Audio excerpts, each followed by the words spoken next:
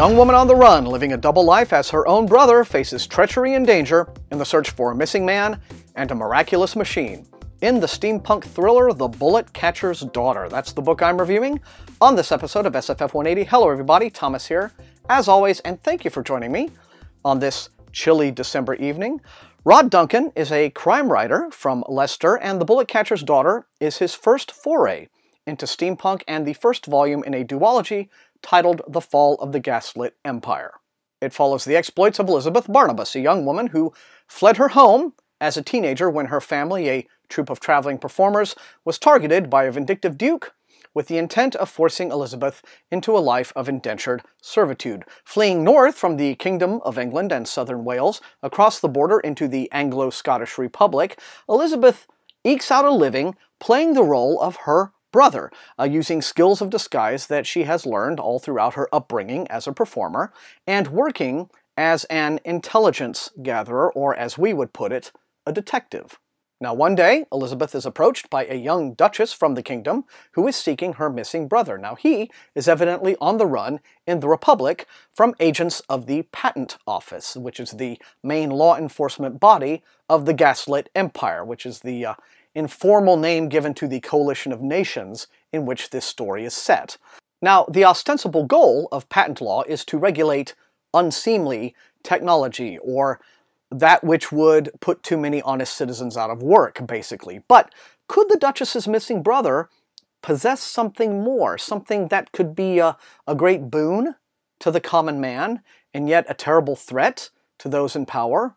Or what? Now, Elizabeth's quest leads her into numerous white-knuckle pursuits and hair's-breadth escapes as the potential magnitude of what she's gotten herself into becomes clearer. Now, going up against the Patent Office means literally putting your life on the line, but forced into accepting the Duchess's job out of financial desperation, Elizabeth quickly realizes that the only way out of her predicament is through it. Now, she soon encounters another famed traveling circus where the missing brother is thought to have been hiding out. And this causes her not only to reconnect with her old way of life, but it really drives home exactly what the brother may have in his possession, what he is hiding from the authorities, and how dangerous the entire situation really is. Not just to her, but to the whole nation.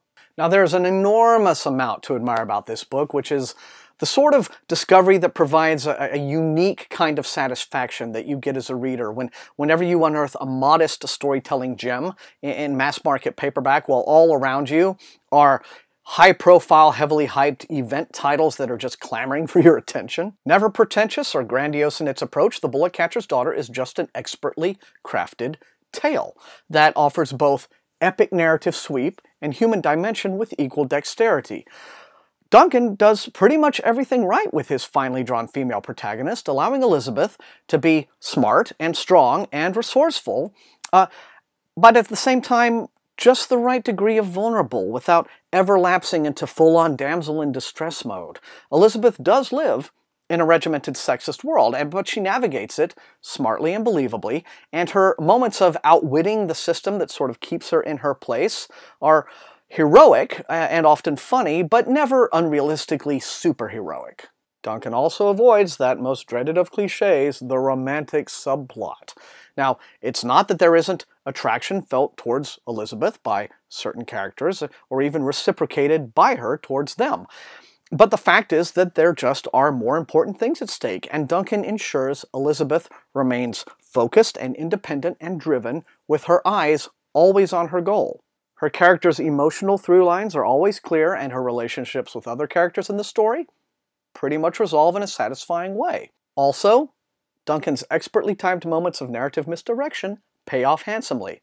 As the frequently quoted Bullet Catcher's Handbook points out, this is a handbook that people like Elizabeth, who grew up as traveling performers, reference. It gives all the sort of way of life of that kind of performer, right? The illusionist, the stage magician, those kinds of people. It says, if the audience walks away happy, they won't mind how you tricked them.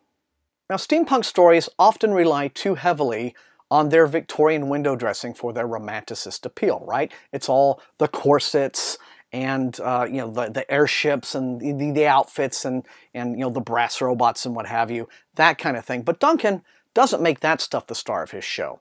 Good storytelling can't just be about world building. It has to be about the characters moving through the world.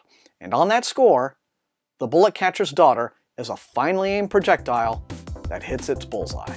A modest little personal triumph for Rod Duncan, and another feather in the cap of Angry Robot Books, an imprint that is turning into one of the most vital publishers in science fiction and fantasy today.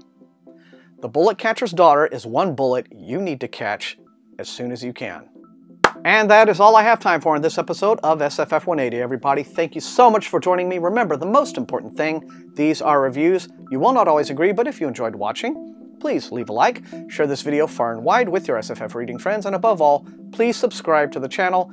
It is how this channel grows. And until I see all of you next time, happy reading.